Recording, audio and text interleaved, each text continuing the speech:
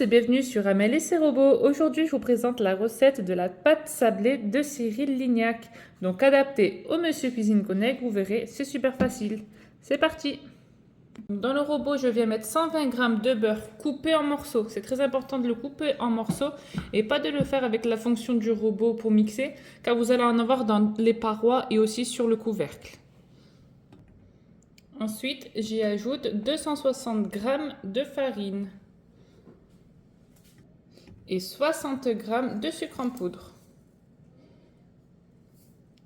plus une pincée de sel.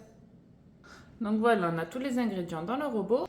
Et donc là, je ferme avec le gobelet doseur et je pars pour 30 secondes, vitesse 6.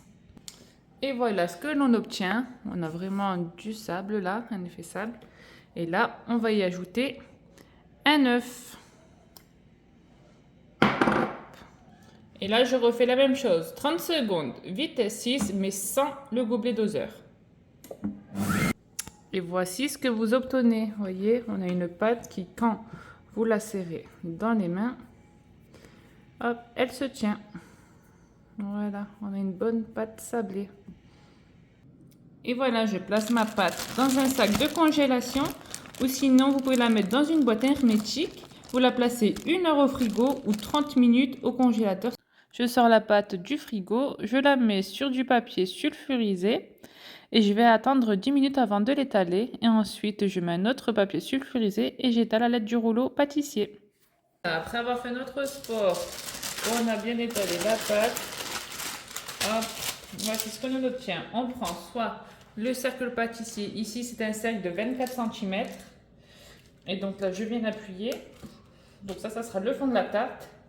Et avec les chutes ici, on va faire les côtés. Donc là, vous avez juste à ramasser. Hop. Et à déplacer sur le côté. Vous voyez, donc là, on laisse un peu de marge ici. Donc je vous montre de plus près. Vous voyez, ça dépasse sur le plat. C'est pas grave. Et même ça dépasse là-haut, c'est pas grave. On va tout mettre bien ensuite. Donc on continue. On prend juste les chutes. Hop. Et on les place ici sur le disque. Une fois toute la pâte utilisée, maintenant je viens façonner pour bien faire des beaux côtés. Donc vous avez juste à appuyer avec votre pouce, hop, et vous tassez pour les lier ensemble. Là, vous voyez, il en manque. Vous prenez un bout qui reste, qui dépasse, hop, et vous mettez. Là, en fait, on fait de la soudure. On a juste à bien appuyer partout. Et pareil, si vous voyez que c'est un peu trop épais, vous appuyez, ça va monter et ensuite, de toute façon, on va le couper, le surplus. Donc là, c'est vraiment juste d'appuyer sur les parois pour tout bien lier ensemble. Et c'est d'avoir une belle taille. Hop. Voilà ce que l'on obtient. Tous les côtés de la tarte sont liés avec le fond de tarte, comme vous voyez. Donc là, le surplus, on va l'enlever. C'est tout simple. À l'aide d'un couteau, je me mets en perpendiculaire et je coupe. Voilà. Voilà. Donc là, on a notre moule à tarte. Je vous montre, vous pouvez ajuster. Voilà, donc là, on va la piquer. À l'aide d'une fourchette, hop, je pique un peu partout sur le fond de la tarte. Là. Et pour les chutes là qui restent, ça, vous pouvez le congeler, le mettre au congélateur et le sortir quand vous en avez besoin. Quand vous faites un fond de tarte pareil, vous le ressortez. Ou soit pour en faire des cookies, vous rajoutez des pépites de chocolat.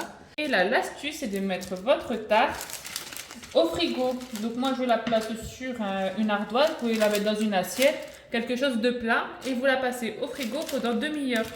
C'est ça qui va vous éviter de mettre le papier sulfurisé plus les billes ou les légumineuses pour pas que la pâte ne change de forme. Là, vous la mettez directement au frigo et vous attendez demi-heure. Voilà, après nos 25 minutes, on a une tarte bien dorée. Donc, on enlève le cercle pâtissier, vous la démoulez. Et vous voyez, elle n'a pas gonflé. Donc ensuite, là, je vais prendre du jaune d'œuf et je vais la badigeonner. Donc le jaune d'œuf, ça va servir à l'imperméabiliser.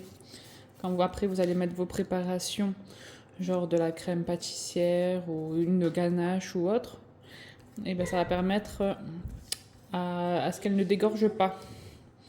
Voilà. Et par contre, si vous faites une préparation que vous devez cuire au four, comme une frangipane ou une crème brûlée que vous mettez dedans, vous la mettez à cuire 10 minutes à 180 degrés. Ensuite, vous la sortez du four, vous mettez votre préparation dedans et ensuite vous repartez pour 15 minutes. Et vous regardez si c'est bien doré, c'est que ça sera prêt. Voilà. Donc on a bien tout badigeonné, même les côtés, et on part pour 180 degrés pendant 5 minutes. Ah, c'est ici que se termine la recette. J'espère que celle-ci vous aura plu. Vous avez vu, c'est super facile à faire. Ce qui est le plus long, c'est de patienter. Donc là, vous pouvez la garnir avec la crème de votre choix. Et je vous dis à très vite pour de prochaines vidéos. Bisous!